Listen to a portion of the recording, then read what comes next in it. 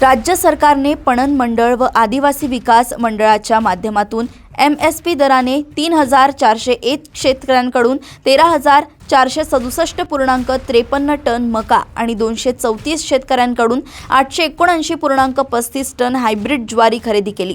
या शेतमालाचे 35,57,54,876 रुपयांचे चुकारे 2 महिन्यांपासून शेतकऱ्यांना दिले नाहीत। यासाठी सरकारने 293 खरेदी केंद्र सुरू केले असले तरी प्रत्येक खरेदी केंद्रावर खरेदीचा वेग अतिशय संथ असून कमी उत्पादकतेच्या नावाखाली खरेदी मर्यादा कमी केली आहे। मक्याची MSP प्रति क्विंटल 2,400 रुपये जाहीर केली असली तरी प्रत्यक्षात 1,575 ते 1,725 रुपये दर मिळत असल्याने शेतकऱ्यांना प्रति क्विंटल 675 ते 825 रुपयांचं नुकसान सहन करावं लागतंय।